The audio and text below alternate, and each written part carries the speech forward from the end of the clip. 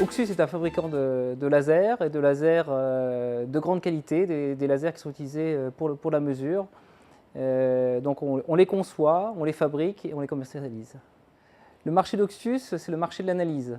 Nos lasers, la lumière de nos lasers est utilisée pour analyser en général de petits éléments, les globules rouges dans le sang ou des protéines ou de l'ARN dans des cellules.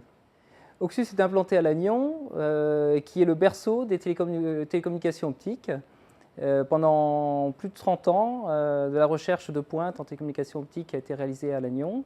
Énormément de technologies ont été développées et nous utilisons ces technologies pour les appliquer au monde des lasers. Aujourd'hui, 30 personnes travaillent dans la société et pour moitié, ce sont des personnes de recherche et développement et une grande partie d'entre eux sont des ingénieurs. L'autre partie, c'est la fabrication et les services administratifs et commerciaux. J'ai commencé ma carrière en Californie à fabriquer des lasers, finalement assez proches de ceux que réalise aujourd'hui Oxus. J'ai quitté ce travail-là pour rejoindre le centre de recherche de France Télécom parce que je souhaitais faire un travail un peu plus scientifique et un peu plus poussé. J'y suis resté 10 ans à travailler sur des fibres, des amplificateurs à fibres, des systèmes de transmission. Et au bout d'une dizaine d'années, j'ai utilisé les fruits de cette recherche pour créer ma première société qui s'appelait AGT Télécom. Alors j'ai gagné le premier concours du ministère à l'époque de 99 et j'ai quitté cette société en 2002 à la suite de son rachat par des Américains et à la suite d'une divergence de point de vue sur la manière de continuer la société. Et à ce moment-là, je me suis dit, pourquoi ne pas utiliser tous ces fruits, toute cette recherche qui a été faite dans les télécoms pour l'appliquer à d'autres domaines. Et ce qui permettrait, à Lannion notamment, d'être très fort en télécom et aussi de se développer dans d'autres domaines de l'optique.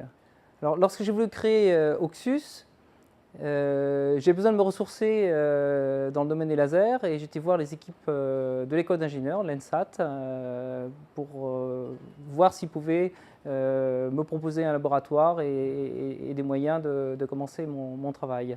Donc j'ai commencé dans les laboratoires de l'ENSAT pendant 3 ou 4 mois et de là, il était naturel de rejoindre un incubateur Emergis. Emergis a un rôle très important parce que, en général, le créateur d'une société provient du monde académique, de la recherche, de l'école d'ingénieurs. Il connaît très bien son domaine, c'est un bon scientifique, mais très souvent il ne connaît pas l'ensemble de l'activité d'une entreprise, c'est-à-dire le management, la gestion, les finances, la partie commerciale, le marketing. Et les incubateurs comme Emergis permettent d'une part d'évaluer les besoins ou les manques dans ces domaines-là, de faire prendre conscience aux créateurs de ces manques et l'aider à les combler d'une façon ou d'une autre. Dès 2003, notre accompagnement par Emergis a pris fin parce que la société était créée et commençait à se structurer. Mais c'est Oseo qui a pris le relais.